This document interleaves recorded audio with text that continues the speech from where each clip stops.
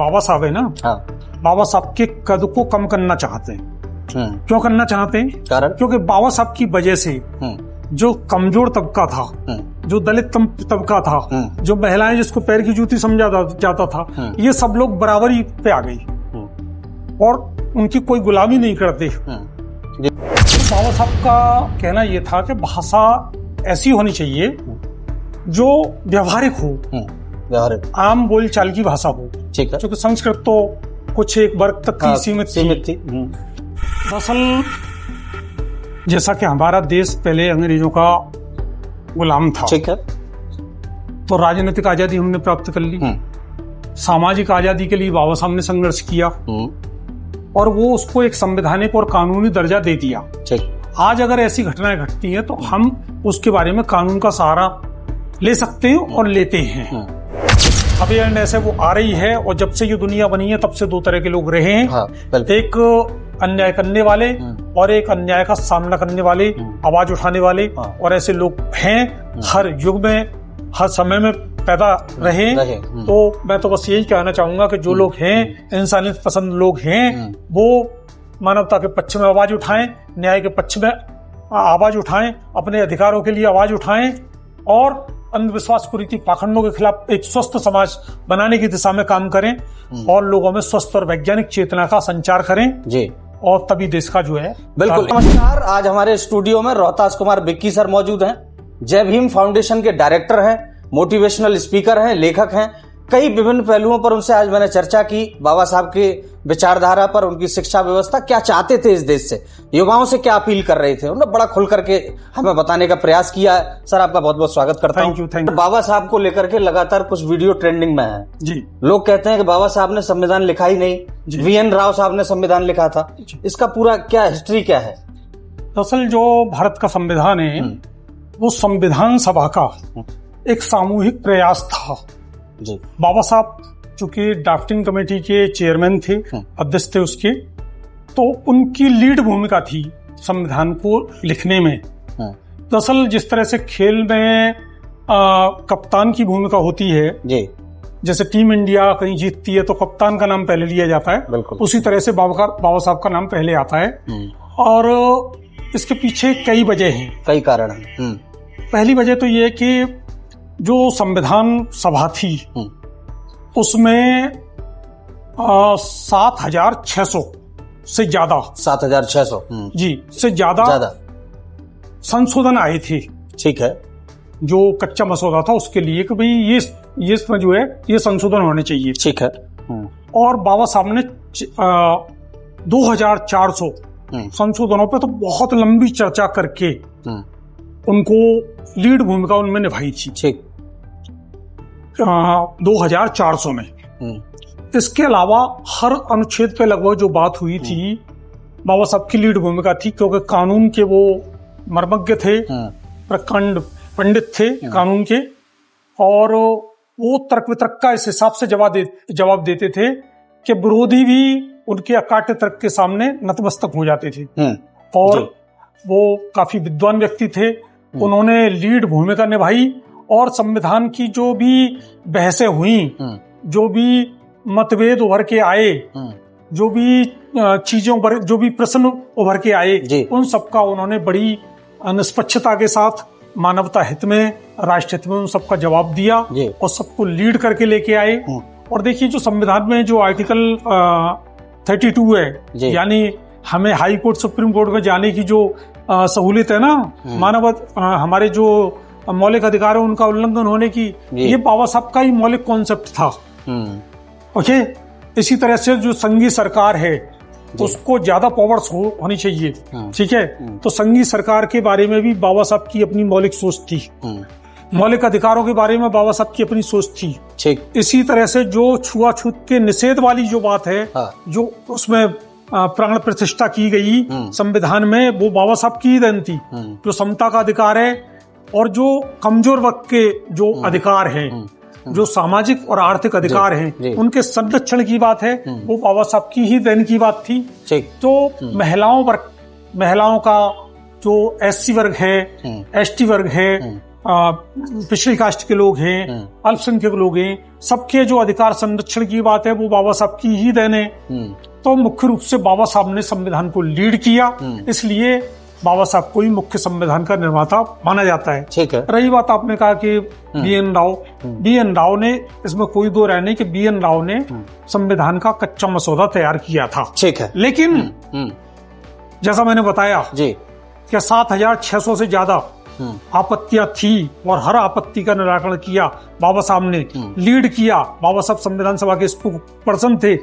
B N Rao की भूमिका केवल सुझाव देने वाली थी और डॉक्टर अंबेडकर की भूमिका निर्णायक थी। उन्होंने जो संविधान जब बन गया तब संविधान भी बाबा साहब ने ही सौंपा था। जो धन्यवाद ज्ञापित हुआ था वो भी बाबा साहब ने किया था और बाबा साहब के लिए लोगों ने किया था और बाबा साहब ने ये एक्सेप्ट किया था कि थोड़ी सी भूमिका इसमें बी एन राव साहब की भी है। अच्छा, जब एक उपाधि दी जाती है अंग्रेजों के द्वारा, सर की उपाधि बोलते हैं, तो उसको लेकर के क्या बी एन राव साहब ने उसको स्वीकारा था? इसका इतिहास क्या मिलता है, क्योंकि आपका अध्ययन बहुत रहा है इस पर।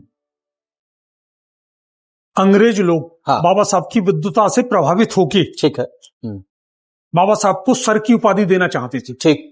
लेकिन बाबा साहब ने कहा कि बाबा साहब ने विनम्रता पूर्वक अंग्रेजों की सर की उपाधि लेने से इनकार कर दिया। ठीक। और जबकि बी एन राव जी, जो कि बाबा साहब के बाद जो पढ़े लिखे ज्यादा व्यक्ति थे वो बी एन राव ही थे, तो बी एन राव साहब ने उसको सर की उपाधि को ग्रहण कर लिया अंग्रेजों से। ये तो इसलिए जो कहते हैं कि अंग्रेजों का सब पिट्ठू कौन था, तो आप लगा सकते हो अंदाजा। ठीक है। अच्छा, जो कच्चा मसौदा तैयार करने की बात आती है, बड़े जोरों से वकालत हो रही है, कई राजनीतिक गलियारों में भी ये प्रश्न है जी कि साहब ये बात और खुल करके आनी चाहिए जी, बी एन राव साहब को माना जाना चाहिए। इसमें क्या आपको लगता है कि अभी और तथ्य सामने आने बाकी हैं? देखिए, बी एन साहब की जो भूमिका थी वो एक रिसर्च वर्क की थी। ठीक है। बाबा साहब ने जो बी एन राव ने संविधानों का अध्ययन किया, कुछ देश जाके भी उन्होंने स्टडी की और विभिन्न संविधानों का अध्ययन किया। बाबा साहब ने तमाम संविधानों का अध्ययन किया था। तो उनका जो बी एन राव की जो भूमिका है वो केवल एक रिसर्चर की है, निर्णायक भूमिका नहीं है। निर्णायक भूमिका डॉक्टर अंबेडकर की है। एक बात। दूसरी बात यह है कि बी एन राव को संविधान बनाने का कोई अधिकार प्राप्त था ही नहीं, क्योंकि कानून बनाने का जो अधिकार है वो विधायिका को होता है। बिल्कुल। ओके। और वो कोई चुने हुए मेंबर नहीं थे उसके, वो संविधान सलाहकार, एक संविधान के एक सलाहकार के रूप में उनकी भूमिका थी, क्योंकि उनका रिसर्च वर्क था। इसलिए ऐसा प्रशासनिक सेवाएं दे रहे थे। हाँ, वो प्रशासनिक ही अधिकारी थे। प्रशासनिक अधिकारी थे। उनका कोई लीगल कोई रोल नहीं था। अब लोग बिना तथ्यों के साथ बात करते हैं सर इंटरनेट पे, और अब युवा हमारा जो है ना जी, वो बड़ी जल्दी प्रभावित होकर के रोड पे उतर के नारे लगाने लगता है जी। तो क्या मैसेज देना चाहेंगे उन युवाओं को कि भाई पढ़ लिया करो? बाबा साहब है ना, बाबा साहब के कद को कम करना चाहते हैं। क्यों करना चाहते हैं? कारण क्योंकि बाबा साहब की वजह से जो कमजोर तबका था, जो दलित तबका था, जो महिलाएं जिसको पैर की जूती समझा जाता था, ये सब लोग बराबरी पे आ गई और उनकी कोई गुलामी नहीं करते जी। और आज हर पद पे, चाहे वो मजिस्ट्रेट का पद हो, जज का पद हो, पुलिस ऑफिसर का पद हो, ठीक है, चाहे वो एमपी का पद हो, एमएलए का पद हो, मिनिस्टर का पद हो, तमाम पदों पे महिलाएं, शेड्यूल कास्ट के लोग, पिछड़ी कास्ट के लोग आसीन हैं। ये बात उनको खटकती है। जो लोग जो कमजोर वर्ग के तबके के लोग हैं, उनको चारपाई पे बैठे देख नहीं सुहाता उनको, ठीक है, चारपाई पे बैठा उनको नहीं देख सकते। आजकल भी ऐसी घटनाएं सामने आ जाती है। अभी भी वीडियो घोड़ी पे चढ़ के बारात निकाली तो उसको दूल्हे की हत्या कर दी या मारपीट कर दी। इस तरह की घटना आज भी आजाद भारत में हम बात कर रहे हैं। जी। तो ऐसे लोग कहाँ बाबा साहब के जो नाम है, बाबा साहब की जो ख्याति है, बाबा साहब को जो काम है, वो उनको छोटा करके दिखाने की कोशिश करते हैं। और यही वजह है कि उनकी तमाम मूर्तियां तोड़ी जाती हैं, तमाम ये है। देख, बाबा साहब का तो कद जो है इतना ऊंचा है कि आप वो मूर्तियों को तोड़ के या कुछ कर नहीं सकते। ठीक है, ओके।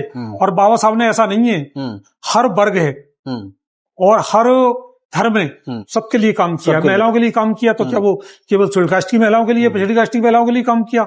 हर वर्ग की महिलाओं के लिए काम किया। बाबा साहब ने। एक सवाल हमेशा से मन में रहा है सर, बतौर पत्रकार जी, तमाम राजनीतिक पार्टियां हैं इस देश में जी, बाबा साहब के नाम पर वोट उगाने का काम करती हैं। आपको क्या लगता है कि बाबा साहब की जो विचारधारा थी उसको ये लोग जानते भी हैं, समझते भी हैं कि वो क्या चाहते थे, या सिर्फ वोट इकट्ठा करने का जरिया बन गए हैं बाबा साहब?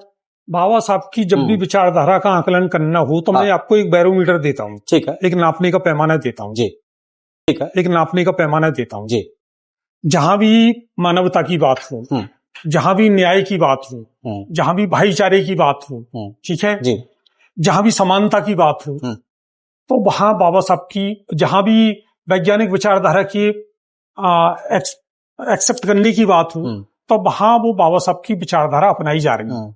ओके, ठीक है। बाकी तो नाम लेके अपना सब झंडा ऊंचा करते हैं, ठीक है, राजनीतिक रोटियां सेकते हैं, लेकिन यही है कि जो व्यक्ति मानवता को सर्वोपरि समझता है और लोगों के अधिकार की बात करता है, लोगों को अधिकार दिलाने में विश्वास करता है, पाखंडों से रहित एक वैज्ञानिक और एक स्वस्थ एक चेतना की बात करता है, स्वस्थ विचारधारा की बात करता है, पाखंड रहित समाज की बात करता है और जाति विहीन समाज की बात करता है, तो वो बाबा साहब के विचारों पर चलने वाला व्यक्ति है या पार्टी। बिल्कुल। अच्छा सर, एक सवाल रहा, राउंड टेबल कॉन्फ्रेंस जी, ये भारत के इतिहास में दर्ज हो गई, इंटरनेट पे डालते ही ऊपर आता है बाबा साहब।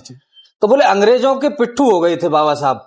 देखिए, मैं सवाल क्योंकि इसी देश में रहता हूं और गलियों में, क्षेत्र में, जनता के बीच में जब सुनता हूं ना, तो अंदर से कई बार विचार भी उठते हैं कि हम अपने युवाओं को, अपने देश को कहां लेकर के जा रहे हैं जी। तो बाबा साहब क्यों गए थे वहां और किन मुद्दों पर चर्चा हुई थी, आप थोड़ा विस्तार से बता दें, ये युवा समझ जाएंगे। सबसे पहले तो हमें ये समझना पड़ेगा कि जो गोलमेज सम्मेलन था उसका उद्देश्य क्या था जी। दरअसल उसका जो उद्देश्य था, जो यहाँ के विभिन्न वर्ग के लोग हैं, सिख है, मुस्लिम हैं और डिप्रेस्ड क्लास है जिसको दलित बोलते हैं, ये है, और जो रियासतें थी हमारे यहाँ, तमाम रियासतें, तो उन सबको प्रतिनिधित्व कैसे दिया जाएगा, इसके बारे में गोलमेज सम्मेलन हुआ था लंदन में। ठीक, ये 1930 और 32 के बीच में हुए थे। ये तीन गोलमेज सम्मेलन हुए थे। पहले में कांग्रेस भाग नहीं ले पाई थी, दूसरे में कांग्रेस की ओर से महात्मा गांधी जी ने भाग लिया था। तो ऐसा नहीं है कि केवल डॉक्टर अंबेडकर ही गए थे, ठीक है, मदन मोहन मालवीय भी गए थे, तेज प्रकाश सप्रू जी भी गए थे, और जो हमारे यहाँ जो रियासतें थी उनके राजा भी गए थे। अच्छा, तो बात वहां अधिकारों की थी। संविधान हमारा कैसा होगा, उसमें किन किन को कितना प्रतिनिधित्व दिया जाएगा, इस बात की चर्चा की जानी थी। और बाबा साहब ने अपनी बात को बहुत दमदारी से रखा। क्या जो देश है, देश में जो डिप्रेस्ड क्लास है उसकी स्थिति जानवरों से भी बदतर है, उसको कोई शिक्षा का अधिकार नहीं है, कोई संपत्ति का अधिकार नहीं है, कोई हथियार रखने का अधिकार नहीं है, कोई जो संपत्ति है, धन संपत्ति है, उस पर उनका कोई राइट्स नहीं है, और उनका सब लोग शोषण करते हैं और उनको, उनसे गुलामों से बदतर उनकी स्थिति है, मलमूत्र साफ करने तक और गुलामी करने तक सीमित हैं। तो उनको भागीदारी दी जानी चाहिए, और उनके अधिकारों की लड़ाई वो ही लड़ पाएंगे जब उनके जो डिप्रेस्ड क्लास है अपनी ही डिप्रेस्ड क्लास के लोगों को वोट डालेगी, उनका प्रतिनिधि चुन के जाएगा, तो वो बेहतर तरीके से आवाज उठाएगा। दूसरे वक्त का प्रतिनिधि ढंग से आवाज उठाएगा नहीं उठाएगा, हमें इसमें संदेह है। तो उन्होंने पृथक निर्वाचन की मांग की, प्रथम निर्वाचन, हाँ, सेपरेट इलेक्टोरल, ठीक, उसकी मांग की। और जो वहां के प्रधानमंत्री थे उन्होंने इस बात को माना कि भाई बात बिल्कुल सही है, लेकिन यहाँ आके जो गांधी जी हैं, गांधी जी ने इस बात का विरोध किया। और गांधी जी का विरोध इतना था, उन्होंने भूख हड़ताल की, मरने के कगार पर पहुंच गए, पूरे देश में हाहाकार मच गया, बाबा साहब पे तमाम दबाव आने लगे, और तब जाके एक समझौता हुआ जिसको पूना पैक्ट के नाम से जाना जाता है। उसमें यह तय हुआ कि भाई पृथक निर्वाचन की मांग तो नहीं मानी जाती, जो कम्युनल अवार्ड है, जो पृथक निर्वाचन है, उसकी मांग तो हम नहीं मान रहे, लेकिन हम आपको रिजर्वेशन देंगे, और आपको जो है, आप 71 सीट की बात कर रहे थे, हम दुगनी सीट देंगे, 143 सीट देंगे। तो 143 सीट पे रिजर्वेशन देने की बात हुई। बाबा साहब रिजर्वेशन के पक्ष में नहीं थे, बाबा साहब तो भागीदारी चाहते थे। ये पॉइंट है बिल्कुल। बाबा साहब तो हर चीज में, सेना में भागीदारी चाहते थे, प्रशासन में भागीदारी चाहते थे, जुडिशरी में भागीदारी चाहते थे, उद्योगों में भागीदारी चाहते थे। बाबा साहब तो भागीदारी चाहते थे। अच्छा सर, एक सवाल क्षमा चाहता हूँ जी। गांधी जी का जो अनशन हुआ इस दौरान, क्योंकि देश में उनकी बड़ी पॉपुलैरिटी थी, लोग उनको पसंद करते थे जी, तो उनके क्या मुख्य कारण थे कि जो बाबा साहब की बात से सहमत नहीं थे, या वो कुछ और ही अलग आइडियोलॉजी को लेकर के चल रहे थे? आपको क्या लगता है बतौर एक दर्शन शास्त्री के तौर पर? दरअसल ऐसा है, गांधी जी का मानना ये था कि पहले देश आजाद हो जाए उसके बाद, और हमारी जो छुआछूत की, जात पात की जो समस्या है, वो हमारी आपसी समस्या है, उन्हें हम मिलजुल के सुलझा लेंगे। ऐसा वो मानते थे। अधिकारों पे हम बाद में बात कर लेंगे। ठीक है। लेकिन बाबा साहब का मानना था कि ये बात कभी आएगी नहीं। अभी क्यों नहीं आप घोषणा करते, और अभी हम सब लोग मिलजुल के आजादी की लड़ाई लड़ते तो अंग्रेजों का तत्काल सफाया हो जाएगा। हमें तो अभी दुगनी गुलामी भुगतनी पड़ रही है। एक और हम अंग्रेजों के गुलाम हैं, दूसरी ओर हमें सवर्ण हिंदुओं का, हमें तथाकथित हिंदुओं का गुलामी भुगतनी पड़ रही है, और हमें कोई भी राइट्स नहीं है। हमारा जानवरों से बदतर जीना है, हमारे साथ शोषण किया जाता है, हमारे साथ मारपीट की जाती है, हमें सार्वजनिक जगहों पर पानी पीने तक की व्यवस्था नहीं है, और हमें मंदिरों में प्रवेश की व्यवस्था नहीं है। इसीलिए बाबा साहब ने काला राम मंदिर नाम का एक प्रतीकात्मक आंदोलन किया था। हालांकि बाबा साहब बहुत ज्यादा पक्ष में नहीं थे कि मंदिर वगैरह जाएं, लेकिन वो लड़ाई केवल एक सम्मान की लड़ाई दिखाने के लिए उन्होंने आंदोलन किया था। दूसरी बात, उन्होंने जो महार तालाब का आंदोलन किया था पानी के अधिकार को लेके, तो और लीगल रूप से जो डिप्रेस्ड क्लास है उसको सार्वजनिक स्थानों पर पानी पीने का अधिकार दिलाया था कानून रूप से बाबा साहब। तो बात ये चल रही थी कि गांधी जी और बाबा साहब का कहाँ मतभेद था। तो गांधी जी और बाबा साहब की जो प्रायोरिटी थी उसमें अंतर था। गांधी जी की प्रायोरिटी थी पहले देश आजाद। अच्छा, एक सवाल सर, देखिए बिल्कुल मैं आपकी बात से सहमत हूँ। क्या लगता है अगर बाबा साहब की बात मानी गई होती, और आज जिस भारत में हम जी रहे हैं जी, जैसा आपने कहा कि आज भी घोड़ी से उतार दिया जाता है, जी, जी, है ना जी, असमानता का अधिकार जो है, तो क्या ये बदला हुआ स्वरूप दिखाई देता? हाँ, क्या वही चूक रह गई? हाँ, ये बिल्कुल बदलाव आता। हाँ। उसकी वजह ये थी गांधी जी का करोड़ों लोगों पर बहुत प्रभाव था। और गांधी जी के उस प्रभाव की वजह से ये बदलाव आता निश्चित रूप से आता। और जो देश की जो आजादी की बात है वो भी बहुत जल्दी मिल गई होती। हालांकि देश की जो आजादी की बात है उसमें हर वर्ग का, सबका सहयोग, हाँ, सबका, उसमें दलित आदिवासियों का भी योगदान है आजादी की लड़ाई में। बिल्कुल ऐसा नहीं है कि उनका योगदान नहीं। तो प्रायोरिटी में अंतर था गांधी जी की और बाबा साहब की। बाबा साहब की प्रायोरिटी देखो, ये समझ लीजिए सिंपल भाषा में, ठीक है, कि एक तो देश था और राजनीतिक रूप से गुलाम, ओके, ठीक है, और एक देश था सामाजिक रूप से गुलाम, ठीक, ओके, गुलामी कई तरीके की है। तो गांधी जी राजनीतिक जो गुलामी है उससे आजादी की लड़ाई में भाग ले रहे थे, ठीक है। बाबा साहब जो सामाजिक आजादी है उसमें चढ़-बढ़ के हिस्सा ले रहे थे, उनका पूरा मूवमेंट उसके लिए था। बिल्कुल ठीक है, बिल्कुल। लेकिन हाँ, गांधी जी को इस बात से सबक मिला और गांधी जी ने फिर दलित उद्धार के लिए कुछ काम करना शुरुआत किया तो बाबा साहब से प्रेरणा ली। अच्छा, ये प्रतिनिधित्व भी उनके दिमाग में तब आया होगा सर, जी, जब उनकी चेतना ने थोड़ा उस ओर ध्यान दिया कि देखो एक व्यक्ति है जो एक समाज को लेकर के ये सब मूवमेंट्स कर रहा है, जी, जी, तो यहाँ से बदलाव। हाँ, गांधी जी को ठेस लगी कि भाई वास्तव में डॉक्टर साहब आपकी बात बिल्कुल सही है और मैं भी प्रयास करूंगा, लेकिन उनका गांधी जी का जो प्रयास था वो केवल दया भावना वाला था। उन्होंने हरिजन नाम दे दिया, हरिजन नाम बस वो दीनहीन वाली बात, ठीक है। लेकिन बाबा साहब अधिकारों वाली बात करते थे। वो कहते थे शिक्षा और हमारी समान भागीदारी। वो कहते थे हरिजन और तुम एक हरिजन के आदमी, मतलब भगवान के आदमी, और एक जो है तुम एक दया के पात्र, तुम भी इंसान हो, ये भी इंसान हो, इनको भी इंसान समझो। इतनी बात तो उनमें आई, लेकिन उनको अधिकार वाली बात नहीं आई। अधिकार वाली बात बाबा साहब की ही कॉन्सेप्ट था। शिक्षा मानते हैं क्योंकि बाबा साहब ने पूरी दुनिया को करीब से जाकर के देखा था, शिक्षा के माध्यम से पढ़ा, कई संविधान उन्होंने पढ़े पूरे विश्व भर में। तो क्या अंतर समझते हैं? एजुकेशन फैक्टर आता है यहाँ या कुछ और था?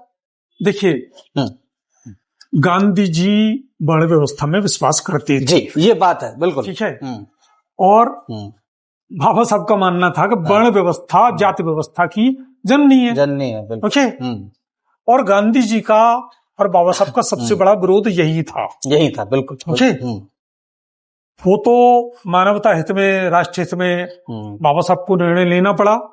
और ये जो आरक्षण का जो दंशवादी बात है नहीं, आज जो लोग पंचवाजी और जो कसते, ये चीज भी नहीं होती बाबा साहब का अगर जो पृथक निर्वाचन वाली बात पे काम होता।